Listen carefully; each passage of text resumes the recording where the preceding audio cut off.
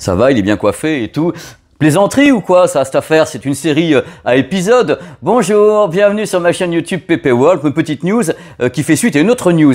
Il y a 2 mois, j'ai mis en ligne une vidéo effrayante, et j'étais effrayé d'ailleurs, sur l'interdiction de vente en Europe des projecteurs Sony. Donc les modèles Sony professionnels, grand public, très professionnels, tout avait été interdit en bloc sur l'Union européenne. Pourquoi? Parce que justement, il y a 2 mois, il y avait eu des sanctions envers la Russie et certaines usines chinoises où sont fabriqués les produits avec des pièces et tout. Enfin bref, je me suis dit c'est la catastrophe pour l'industrie parce que la marque est super connue, les projecteurs sont super bons. Bien sûr, il y a des réseaux de vente qui sont impactés derrière, des gens, des êtres humains, du chômage. Je me suis dit pourvu que ça dure pas longtemps. Je m'attendais pas à ce que ça dure aussi peu de temps que ça parce que le 23 mai, regardez ce qui est tombé directement dans les mails de tout le monde. Le 23 mai, la sanction est levée.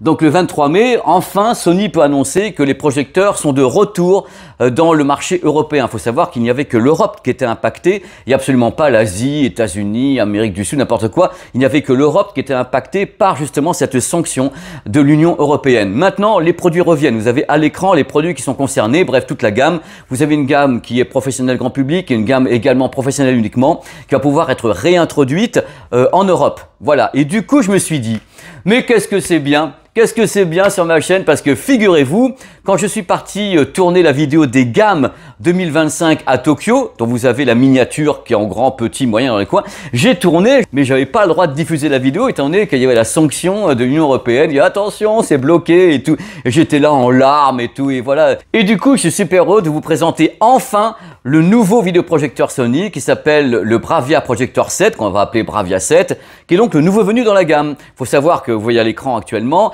il est nouveau venu dans la gamme, mais ça ne chasse pas le modèle 5000 ES qui reste en gamme.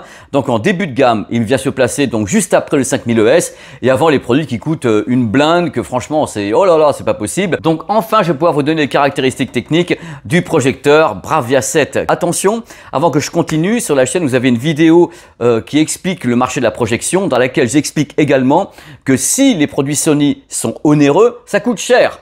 Il coûte cher, le 5000 coûte cher, celui-ci coûte cher, le Bravia 8 coûte cher, le Bravia 9 coûte cher. Pourquoi? Parce qu'ils ont des véritables matrices Ultra HD 4K. À l'intérieur de ces bestioles, il y a réellement des matrices Ultra HD 4K en natif créées par Sony. C'est des modèles SXRD. Vous avez tout dans la vidéo et peut-être que vous êtes surpris quand je vous le dis, mais le ticket d'entrée pour une véritable image réellement 4K, c'est 5000 €.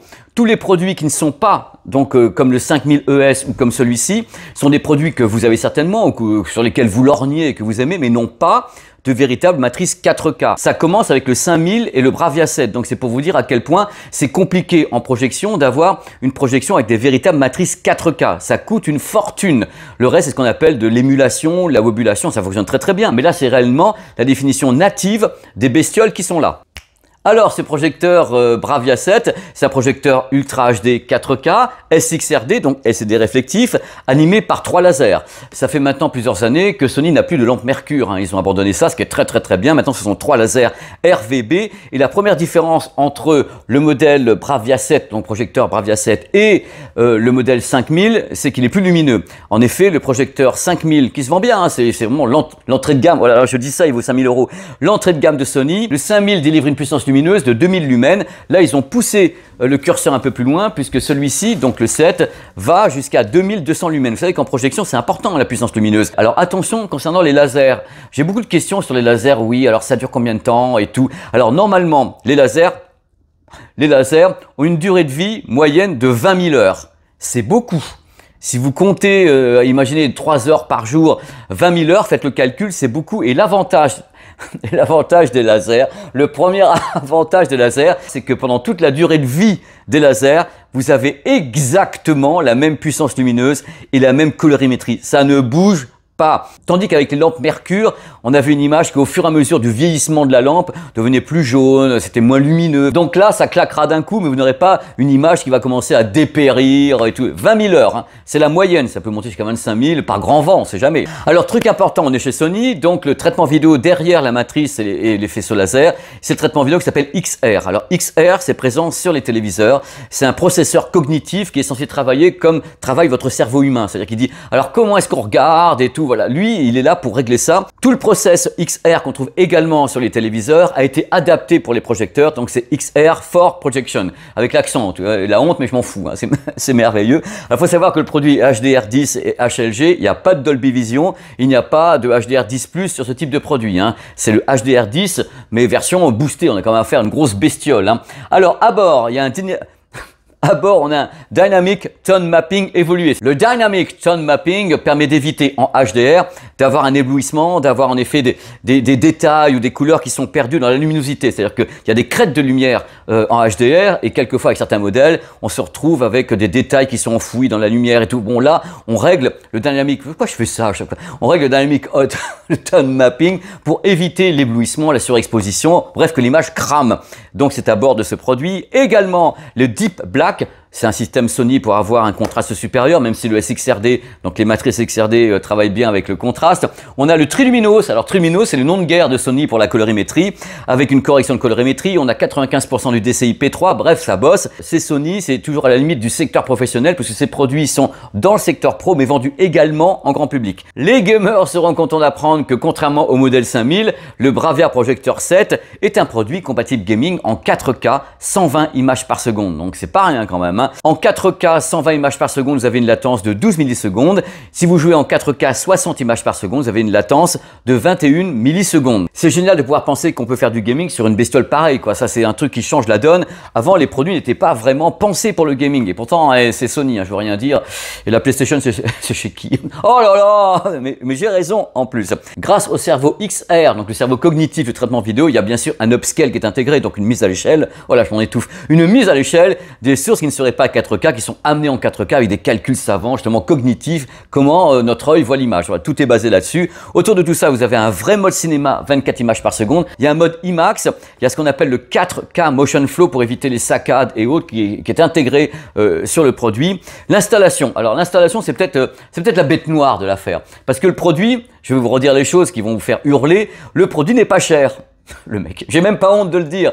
Il est pas cher, c'est le début de gamme chez Sony, donc il n'a pas d'optique motorisée. C'est-à-dire qu'il n'y a pas de shift horizontal et vertical motorisé. Tout est à la main avec une petite molette ici pour régler justement l'optique. Ça monte, ça descend pour bien régler devant un écran. Même chose, le focus, c'est à la main. Hein, voilà, le focus à la main. Stop, il y a une petite nouveauté sur le Bravia 7 qui n'existait pas sur le Bravia 5000. C'est destiné aux possesseurs d'un écran véritablement au format 2,35/1. Donc les écrans, les toiles, cinémascope. Alors bien sûr, quand vous avez des films en cinémascope, il n'y a pas de barre noire, tout va bien.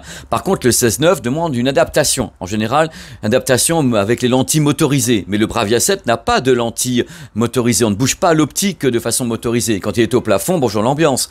Alors du coup, ils ont créé quelque chose qui permet d'adapter l'image 16:9 à l'intérieur de l'écran cinémascope sans qu'on ait à ajuster l'optique. Donc c'est une sorte de travail numérique qui permet de rentrer l'image 16:9. Vous voyez, elle est encadrée de barres noires sur les côtés et en haut, mais au moins on la place sans qu'on ait à toucher à quoi que ce soit. Donc les gens pourront avoir une image 16:9 qui n'est pas croppée, placée directement dans l'écran cinémascope. Donc si vous voulez qu'il n'y ait pas ça, que tout soit motorisé, c'est le Bravia 8 et Bravia 9, je crois qu'on atteint les 20-25 000 euros. Donc là, c'est le début de gamme, il n'a pas ça, mais il a tout le reste.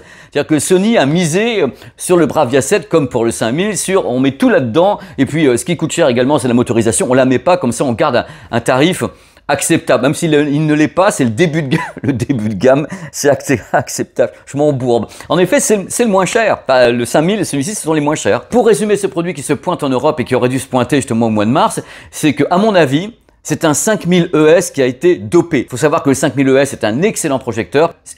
Je l'ai celui-là, je l'adore, et le Bravia Projector 7 vient apporter une touche supplémentaire avec un peu de lumière en plus, le 4K 120 images par seconde, des trucs comme ça, donc c'est cool. Voilà, donc je suis heureux d'avoir fait cette petite news, c'est une news hein, pour qu'on parle un petit peu entre nous, pour vous annoncer la sortie du projecteur 7 de chez Sony qui est arrivé plus tôt que je l'espérais, parce que je me suis dit c'est parti, l'interdiction européenne, il y en a encore pour une année, le temps que tout se passe bien au niveau des usines, qu'on remette les choses en place. Je m'attendais à ce que ce produit arrive carrément fin d'année ou bien en 2026, et il arrive maintenant. Donc c'est une bonne nouvelle pour la profession, c'est une bonne nouvelle pour les gens qui seraient intéressés par ce type de projecteur, c'est une bonne nouvelle tout simplement pour les gens dans les magasins, chez les installateurs, tous ces gens qui installent des produits. qui ont dû se trouver bien embêtés quand ils n'avaient plus de produits Sony installés, parce que c'est des emplois aussi.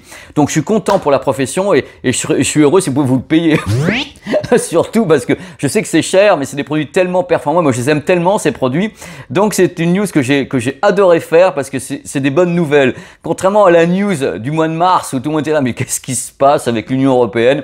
On peut même plus acheter de produits. Le truc, c'est que si en effet on a commencé à faire ça avec Sony, les autres marques ont dû se dire, bah ça veut dire qu'ils ont quelque chose dans le collimateur. Ça peut être en effet, après pourquoi pas TCL, XLJMI, pourquoi pas Samsung, on sait plus ce qui se passait après. Donc je suis heureux d'annoncer le retour des projecteurs Sony dans les magasins, parce qu'en effet ils sont peut-être chers, mais s'il y a des gens qui sont intéressés, bah pourquoi est-ce qu'ils ne pourraient pas les acheter? Donc là ils vont revenir, donc à votre bon cœur messieurs dames, ça vous fait plaisir, vous avez les sous, tout ça pour acheter ce type de produit, bah ils reviennent. Dans tous les cas il y aura des vidéos cette semaine sur la chaîne, parce que j'ai 2-3 petits trucs à vous laisser. J'ai un projecteur qui devait passer dimanche, et qui a été retardé parce que j'ai un problème sur la vidéo, mais il est monté à 80%. Il y a une autre truc qui est monté aussi, donc tout va arriver. Aïe, j'ai tourné des dizaines de choses, j'ai du retard sur les montages, mais tout va arriver. Tout est planifié, je crois jusqu'au 12 ou 13 ou juillet, il y a plein de trucs qui vont se pointer sur la chaîne. Enfin, n'hésitez pas à mettre les notifications en route, il y a plein de TikTok aussi, on va en reparler, des Insta, plein de choses, des shorts sur la chaîne. Mais c'est pas possible cette affaire. À bientôt, et restez bien dans les parages, il y a des vidéos sur la chaîne. Allez, ciao. Il est joli, hein?